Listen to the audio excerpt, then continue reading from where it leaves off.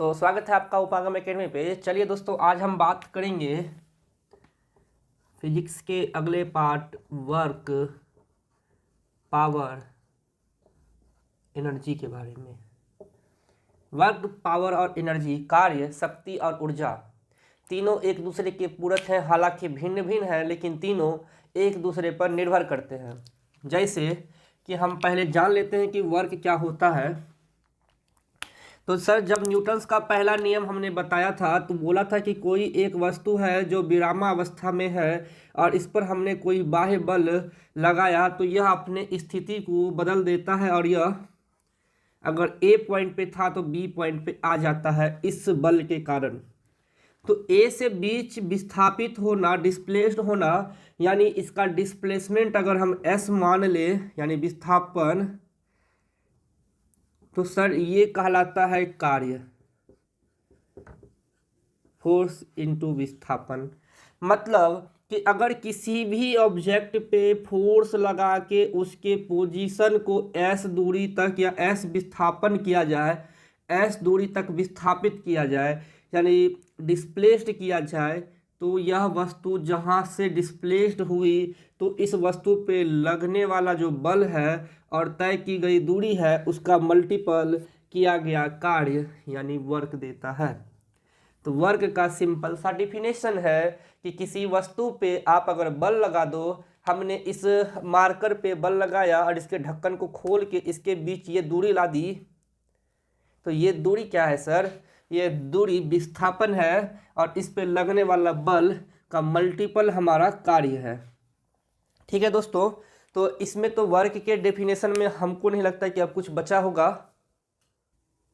तो दोस्तों, अगर यूनिट की बात की जाए तो कार्य का यूनिट होता है बल गुना विस्थापन यानी न्यूटन मीटर।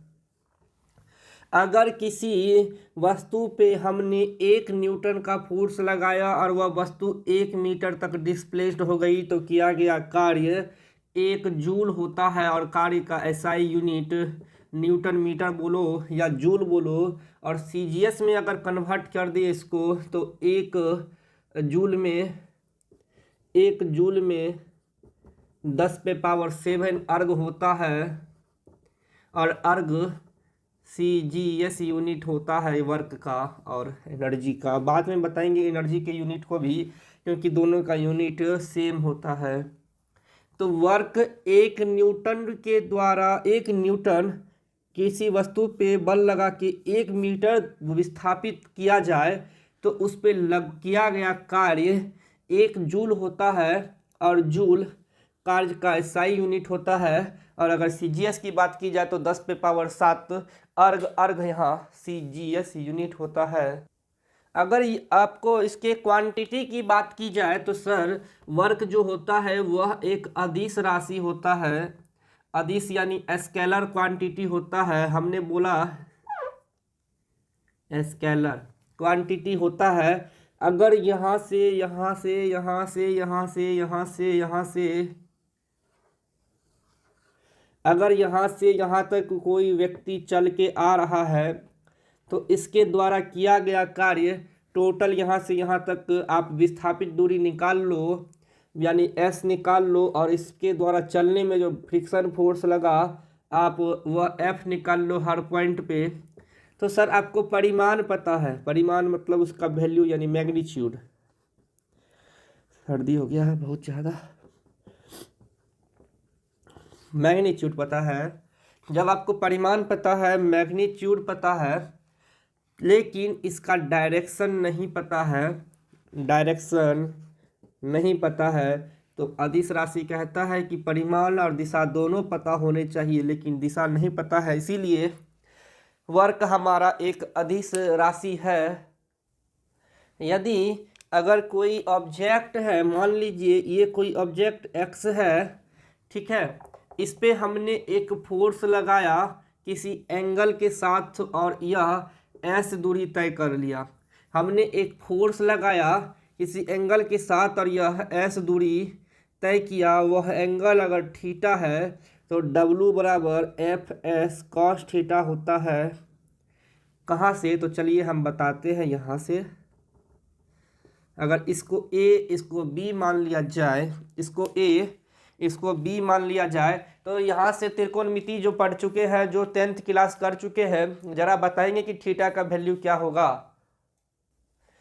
तो सर हम बोलते हैं क्या कि यह एक मेरा हाइपोटेनस है, यह लंब होगा, क्योंकि थीटा के सामने वाला कोण परपेंडिकुलर होता है तो नीचे वाला बेस होगा। तो सर कॉस थीटा बराबर क्या होता है, जरा बता सकते हैं क्या। कॉस थीटा बराबर ओ बी बट्टा ओ ए होगा क्या, ओ बी बट्टा ओ ए होगा क्या। यही तो मेरा फोर्स इस डायरेक्शन में लग रहा था, बी के डायरेक्शन में एस लग रहा था। इसका मतलब कि यह जो एफ है और जो यह एस है, अगर किसी एंगल के साथ लग रहा है तो वह एंगल त्रिकोणमितीय वैल्यू कॉस थीटा देगा, क्योंकि जिस डायरेक्शन में मेरा दूरी और जिस डायरेक्शन में फोर्स है उसका रेशियो कॉस थीटा है।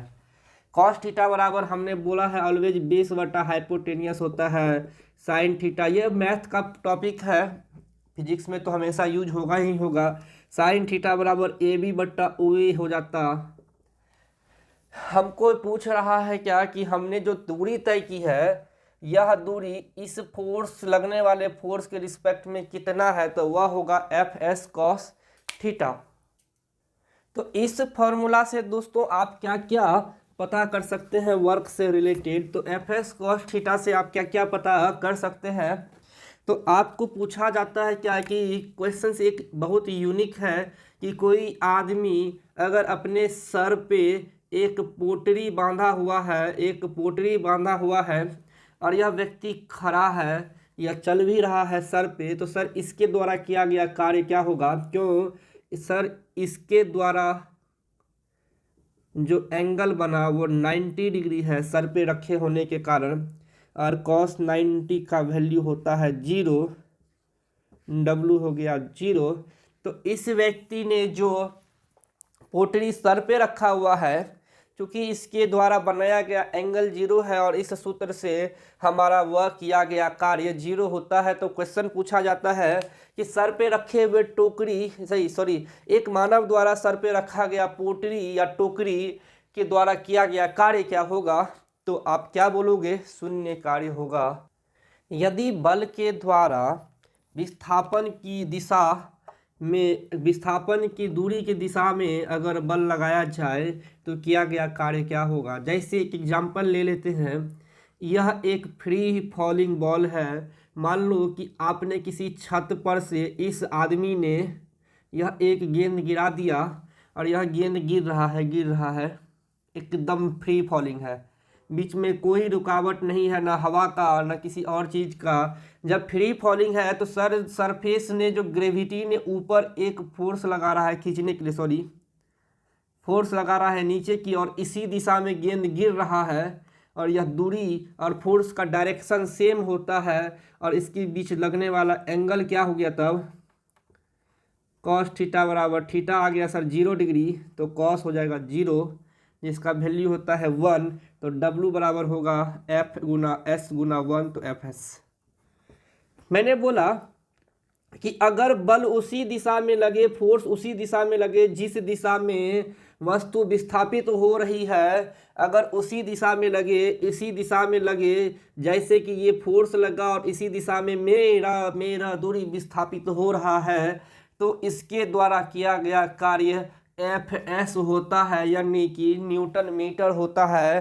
क्योंकि वहाँ पे कॉस 0 डिग्री यानी 1 आता है, और कॉस 0 डिग्री अगर गुना कर दिया जाए वर्क के फॉर्मूले में तो एफ एस का रिजल्ट आता है। अब एक क्वेश्चन एराइज हो रहा है कि क्या सर किया गया कार्य कभी निगेटिव हो सकता है क्या।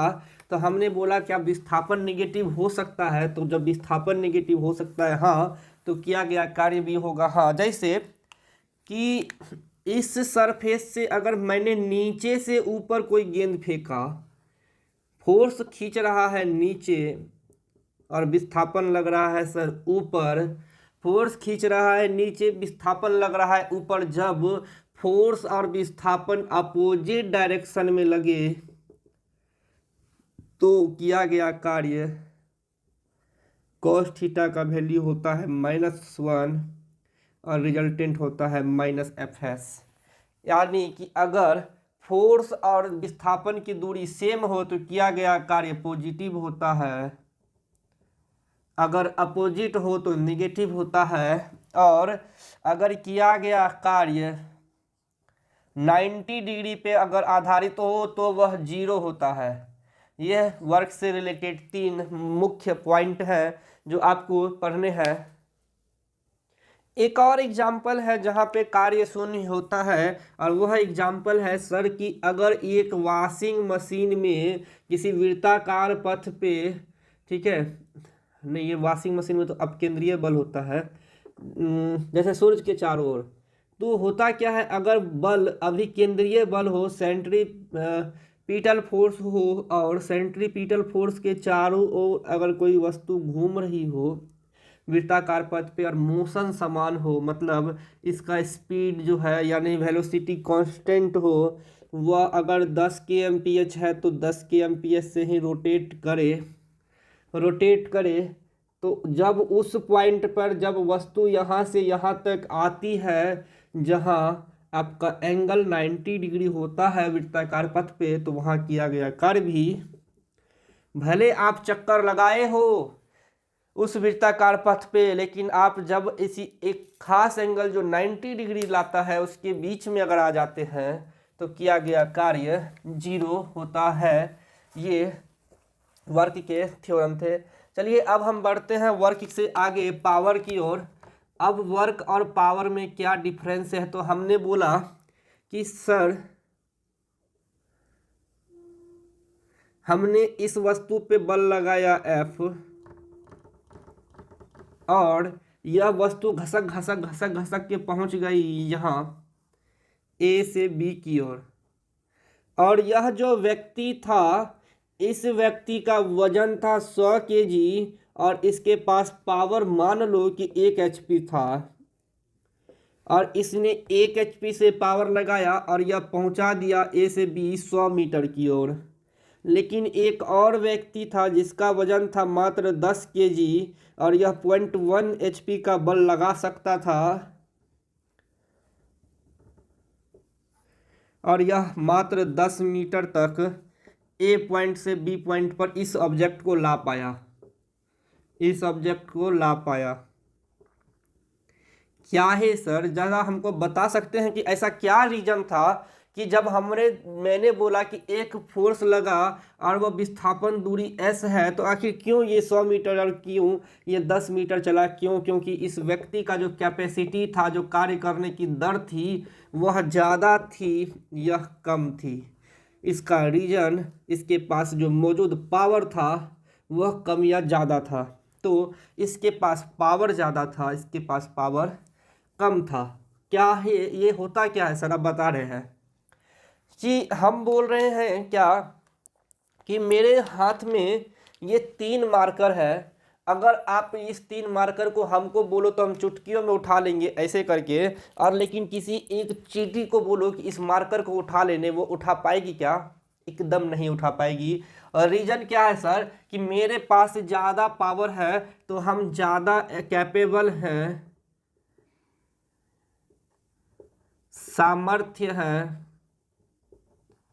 सामर्थ्य है इसको उठाने में, यानी इस पे बल लगाने में। तो अगर कोई व्यक्ति जितना ज़्यादा फोर्स लगाने में कैपेबल होगा उतना ज़्यादा शक्ति उसके पास होगी, और उतना ही ज़्यादा वो वर्क कर पाएगा, क्योंकि विस्थापित दूरी को वो बढ़ा सकता है। ये पावर का है। तो वर्क कहता है क्या कि हम पे फोर्स लगाओ, हम कुछ विस्थापित दूरी तक गेन करेंगे। पावर कहता है क्या, जितना तुम किए हो उसका रीजन हम हैं तो तुम हो तो हम हैं, तो फिर क्या गम है। मतलब कि पावर और वर्क एक दूसरे से रिलेटेड नहीं है, लेकिन भिन्न है, लेकिन रिलेटेड भी है। मतलब उल्टा बोल दिए, फिर क्या बोल दिए, कुछ समझ में नहीं आया, फिर से समझ लो। हमने बोला कि जो वर्क है और जो पावर है वह सेम नहीं है, कन्फ्यूजन नहीं करने का, लेकिन जो वर्क है वह पावर पे डिपेंडेंट है।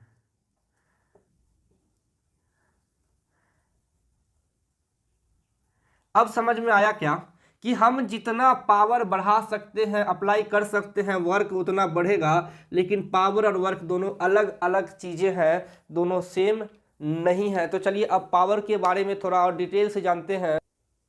हमने बोला क्या कि अगर आपको यह 100 केजी का टेबल है, इसमें से कितने आदमी हैं जो इस 100 केजी के टेबल को उठा के 1 मीटर भी चल पाएंगे? बहुत कम आदमी होंगे। अगर आपका वजन मान लो कि 50 केजी है और आपको बोला गया कि एफ फोर्स लगाओ, धक्का मारो, आप इसको घिसिया घिसिया के यहाँ तक तो ले आएंगे। तो सर घिसिया के यहाँ लाने में कुछ तो टाइम लगेगा होगा। एफ लगा, दूरी भी गेन की, एफ और एस क्या हुआ, डब्लू। कितने समय तक लगाया गया, पावर। अगर आपके पास पावर ज़्यादा रहता तो टाइम कम लगता, अगर आपके पास पावर कम है तो टाइम ज़्यादा लगेगा यहाँ से यहाँ पहुँचाने में। कॉन्सेप्ट तो साफ साफ क्लियर है, इसमें तो अब कुछ हमको दिख ही नहीं रहा है कि सर अगर हमने ज़्यादा पावर लगाया होता तो हम 10 सेकेंड में यहाँ से यहाँ इसको पहुँचा देते, लेकिन मेरे पास चूँकि कम पावर था तो हमको 20 सेकेंड लगा। अगर पावर कम तो टाइम ज़्यादा, टाइम कम तो पावर ज़्यादा, नॉर्मल सा कॉन्सेप्ट है। कार्य और ऊर्जा में बेसिक डिफरेंस दो चीज़ लग गए सर, कि जो वर्क है वह रेट ऑफ पावर पे डिपेंड करता है। वर्क जो है वो टाइम पे डिपेंडेंट नहीं है, पावर टाइम पे डिपेंडेंट है। क्योंकि समय के रिस्पेक्ट में ही आप पावर अप्लाई या डाउन कर सकते हैं। चलिए दोस्तों अब हम पावर के कुछ इंपॉर्टेंट फैक्ट जान लेते हैं। 1 वाट में 10 पे पावर 7 अर्ग पर सेकंड होता है। 1 वाट, हमने बोला 1 वाट, तो सर वाट जो है पावर की इकाई होती है। चूंकि वाट साहब ने पावर के व्याख्यान किया था, उसको डिटेल से समझाया था। और पावर का फॉर्मूला हमने बोला वर्क बटा टाइम। वर्क का जूल होता है, टाइम का सेकंड होता है, तो जूल पर सेकंड भी हो सकता है। आप अगर इसको निकालना चाहो तो जूल का न्यूटन मीटर होता है और इसका सेकंड होता है। आप न्यूटन का फिर निकालना चाहो तो केजी मीटर सेकेंड स्क्वायर होता है, फिर गुना मीटर अपॉन सेकेंड होता है। तो पावर का यूनिट अब कैसे निकलेगा, फिर इसको निकालो तो KG metre square S-3 ml square T-3 dimension हो गया। 1 किलोवाट सर, किलोवाट में 1000 वाट होगा। अर्ग से गुना करोगे तो हमने अभी बोला था क्या कि 1 जूल बराबर 10 पे पावर 7 अर्ग। 1 जूल बराबर 10 पे पावर 7 अर्ग और 1000 से गुना कर दो तो 7 3 10 नहीं हो जाएगा अर्ग। अरे वाट बटा सेकेंड अर्ग नहीं होता है, सेकेंड को इस साइड भेज दो तो, सेकेंड को इस साइड भेज दो तो। 1 HP का यूनिवर्सल मान्य वैल्यू 746 वाट और किलोवाट आवर 3.6 गुना 10 पे पावर 6 होता है। क्योंकि 1 घंटा में 3600 सेकेंड होता है। तो अगर आप आवर निकालोगे तो आपको इसको सेकेंड में कन्वर्ट करके इससे गुना करना पड़ेगा, तो यही रिजल्ट आएगा। मनुष्य का सामर्थ्य यानी कि मनुष्य की क्षमता हम हॉर्स पावर में मापते हैं, जो 0.01 HP से लेके 0.1 HP तक वैरी करता है। ठीक है, पावर से रिलेटेड इतने इंपॉर्टेंट फैक्ट थे, इसको आप लिख लीजिएगा क्योंकि ये किताब ये एग्जाम्स में बहुत ज़्यादा पूछे जाते हैं कि 1 किलोवाट घंटे में कितने जूल होते हैं, कितने अर्ग होते हैं, 1 HP में कितना वाट होता है, और मनुष्य का सामर्थ्य कैपेबिलिटी पावर लगाई गई, आपको क्या कहते हैं किया गया कार्य विथ रिस्पेक्ट टू टाइम कितना होता है, किसी भी तरह से पूछ सकता है। अब आते हैं एनर्जी यानी ऊर्जा पे। तो हम बोलते हैं क्या कि सर किसी भी आप वस्तु पे जो कार्य किए हैं, कार्य करने की जो दर है वह ऊर्जा कहलाती है। मतलब रेट ऑफ वर्क। और रेट ऑफ वर्क क्या है इसका मतलब सर, कि हमने बोला कि अभी हम आपको पढ़ा रहे हैं और हम आपको केवल 3 घंटे तक पढ़ा सकते हैं, इससे ज़्यादा नहीं। आखिर क्यों ऐसा बोला कि हम केवल 3 घंटे तक पढ़ा सकते हैं? दिन के 24 घंटे होते हैं, हम 24 घंटे आपको क्यों नहीं पढ़ा सकते हैं? रीजन क्या है सर? रीजन है एनर्जी। एनर्जी जो एक रूप से दूसरे रूप में ट्रांसफर होती है, इस एनर्जी के ट्रांसफ़र होने के कारण ही हम लोग कोई कार्य कर पाते हैं, और जितना एनर्जी हमारे पास स्टोर रहता है उतना ही एनर्जी किसी कार्य को करने में हम ख़त्म कर सकते हैं। कार्य और एनर्जी में ये बेसिक डिफरेंस है कि जितना कार्य हम कर पाएंगे उसके लिए उतनी एनर्जी चाहिए, अगर जितनी एनर्जी है उतना कार्य करेंगे। रेसिप्रोकल कर दो एक दूसरे के, रेसिप्रोकल नहीं, directly proportional.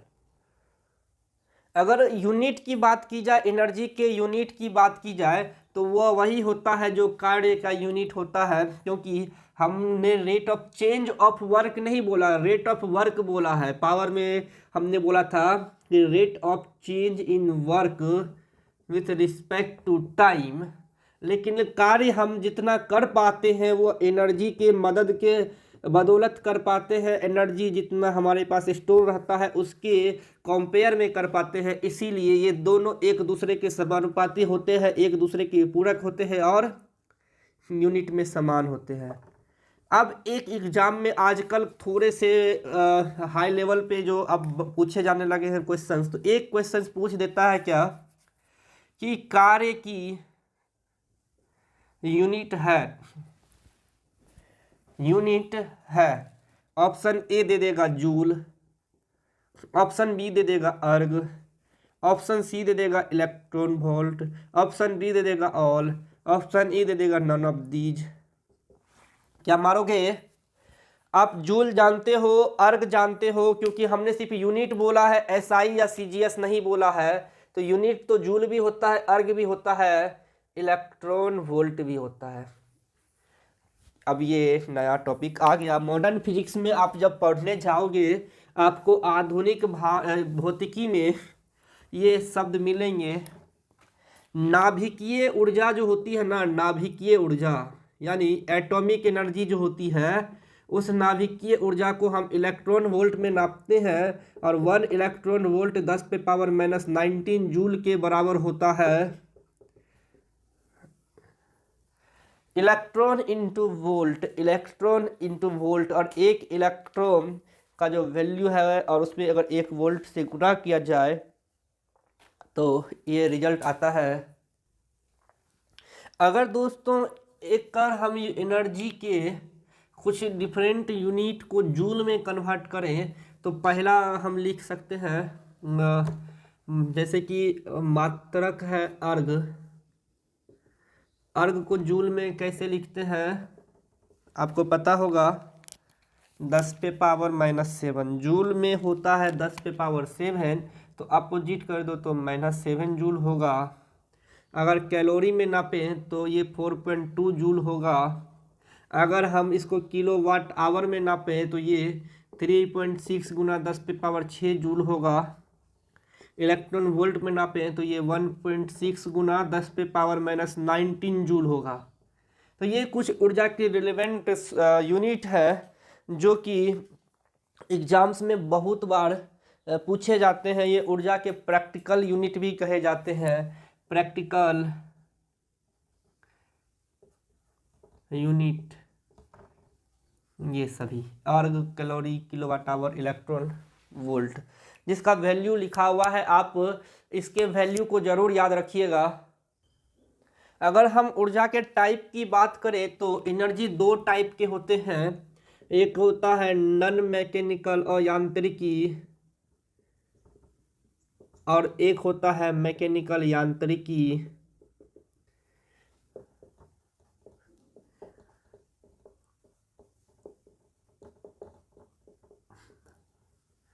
Non mechanical energy source में क्या क्या आता है, तो सर आपको इसमें आता है केमिकल एनर्जी यानी रासायनिक ऊर्जा,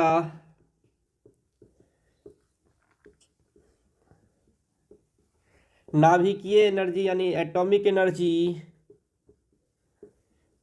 लाइट एनर्जी यानी प्रकाश ऊर्जा, ध्वनि ऊर्जा, और भी कुछ सोर्स है क्या, लाइट हो गया, हीट उष्मा ऊर्जा, और कुछ जो नॉन मैकेनिकल में आता हो। एग्जाम्पल में 1 2 3 4 5 हो गए हैं, और क्या क्या आ सकता है इसमें, एक बच गया, हाँ, इलेक्ट्रिक एनर्जी, विद्युत ऊर्जा, विद्युत ऊर्जा, ये सभी ऊर्जा के नॉन मैकेनिकल यानी अयांत्रिकी सोर्स हैं जो, कहाँ मार्कर चला,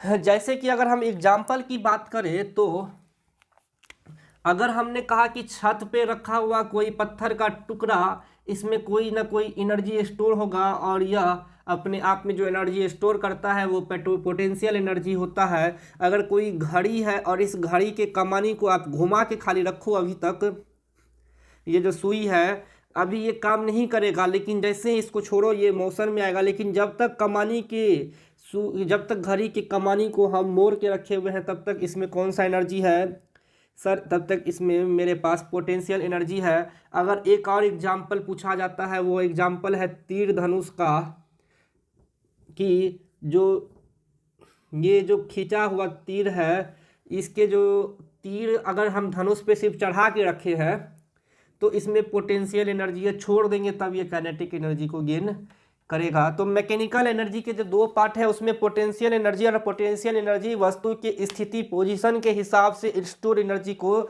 डिफाइन करता है, बताता है और कहता क्या है कि भाई मेरे पास अपने तरह का स्थितिज ऊर्जा है जो कि क्या कहते हैं किसी वस्तु को उसी जगह पे जहाँ पे हम हैं वही जगह पे मेरे पास जो एनर्जी है वही एनर्जी पोटेंशियल एनर्जी है। ठीक है दोस्तों, अगर पोटेंशियल एनर्जी के टाइप्स की बात की जाए तो ये होता है गुरुत्वीय ऊर्जा, गुरुत्वीय ऊर्जा, प्रत्यास्था यानी इलास्टिक एनर्जी बोलते हैं, तीसरा होता है इलेक्ट्रोस्टैटिक एनर्जी। गुरुत्वीय ऊर्जा सर होता क्या है कि किसी एक हाइट पे, मान लीजिए कि एक टंकी के हाइट पे हमने एक गेंद को रख दिया है और यह h ऊंचाई पर है, तो सर इसके बीच जो लगने वाला सॉरी इसमें जो स्टोर एनर्जी है वो स्थितिज ऊर्जा है, और वो किस टाइप का है, गुरुत्वीय टाइप का है। आपने बांध देखा होगा, आपने डैम देखा होगा जहाँ से पानी को बांध के गिराया जाता है। इस बांध पे जो यहाँ पर जो फाटक है जहाँ पानी स्टोर करके रखा हुआ है, या स्टोर एनर्जी जो ऊपर रखा गया है, स्टोर एनर्जी, अरे किसी छत पे पानी के टंकी में पानी डाल दो, वो किसी हाइट पे होगा और वो हाइट पे होने के कारण इसमें स्थिति ऊर्जा गुरुत्वीय टाइप का होगा, ग्रेविटी का होगा। तो आपको अगर पोटेंशियल एनर्जी का फॉर्मूला पूछा जाए तो वो होता है m/g/h, वस्तु का मास गुना ग्रेविटी और गुना इसके बीच की ऊंचाई। कोई दिक्कत है क्या? ये पोटेंशियल एनर्जी का सूत्र होता है। चलिए अब हम बात करते हैं दूसरे टाइप की एनर्जी यानी काइनेटिक एनर्जी। काइनेटिक एनर्जी यानी गतिज ऊर्जा में तो हमने बोला था कि किसी वस्तु के स्थिति के कारण उसमें जो ऊर्जा है वो पी पोटेंशियल एनर्जी है। लेकिन अगर यही ऊर्जा इसको मोशन में ले आए और यह व्यक्ति मोशन में हो, गति में हो, तो इसी के कारण इसका नाम पड़ा है गतिज ऊर्जा। किसी वस्तु के गति के कारण उसमें जो ऊर्जा रहती है, उसमें जो ऊर्जा रहती है उसको कहते हैं गतिज ऊर्जा।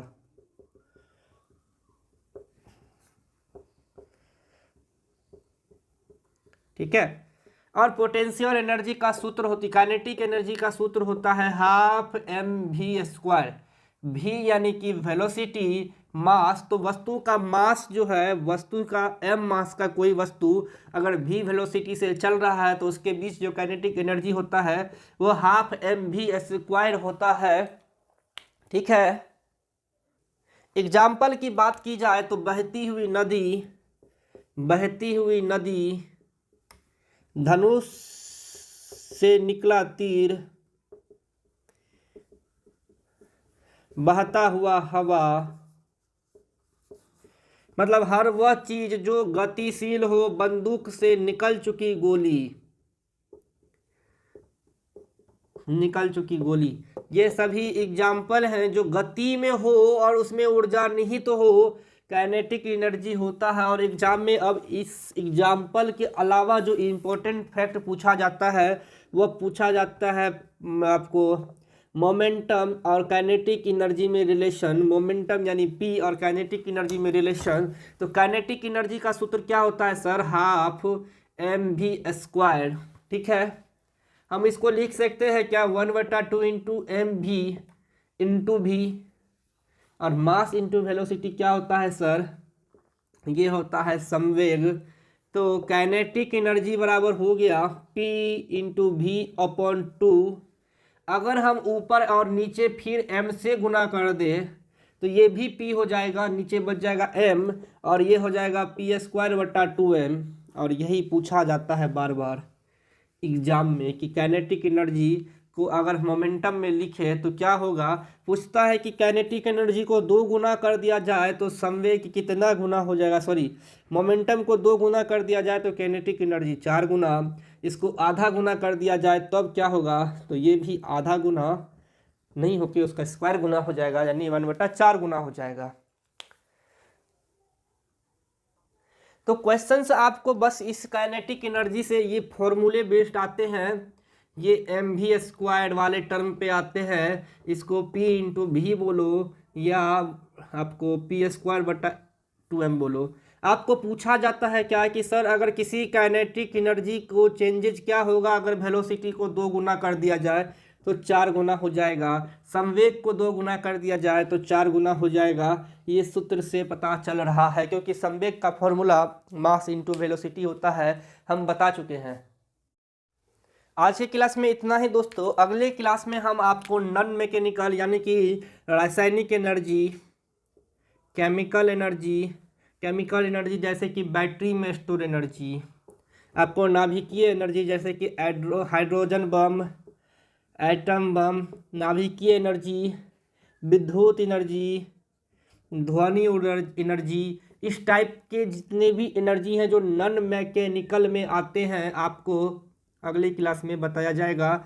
और इसके अलावा बताया जाएगा कि एनर्जी ट्रांसफॉर्मेशन किस रूप से किस रूप में होता है। जैसे कि आपको बोल दिया जाए कि इलेक्ट्रिक हीटर, एग्जाम में पूछे जाने वाले क्वेश्चंस जो बहुत सारे हैं, ये पारामेडिकल, पॉलिटेक्निक, आरआरबी और एसएससी में पूछे जाने वाले मोस्ट इम्पॉर्टेंट क्वेश्चंस हैं कि इलेक्ट्रिक हीटर से नहीं, मतलब इस सभी चीज़ों में नॉन मैकेनिकल में, कि इलेक्ट्रिक हीटर जो है वो एनर्जी को किस फॉर्म से किस फॉर्म में करता है। तो हीटर क्या लेता है? इलेक्ट्रिक लेता है, यानी विद्युत ऊर्जा लेता है, और देता क्या है आपको? प्रकाश और हीट, प्रकाश और ऊष्मा। तो अगले क्लास में हम इस पर चर्चा करेंगे। आज के लिए इतना ही, धन्यवाद दोस्तों। आप बने रहिए उपागम एकेडमी पे। आपको फिजिक्स के पूरे लेक्चर्स का क्वेश्चन आंसर का जो सीरीज है आप वो ज़रूर देखिए, क्योंकि वो एग्ज़ाम के पॉइंट ऑफ व्यू से भी आई है। अगर आप उसको सॉल्व करोगे तो आप खुद पाओगे कि वो एग्ज़ाम से रिलेटेड क्वेश्चंस उसमें डाले गए हैं। आप कोई भी एग्ज़ाम देना, उस क्वेश्चन आंसर के सीरीज से आपको क्वेश्चंस पक्के से पक्के मिलेंगे, ये मेरा वादा है। धन्यवाद दोस्तों।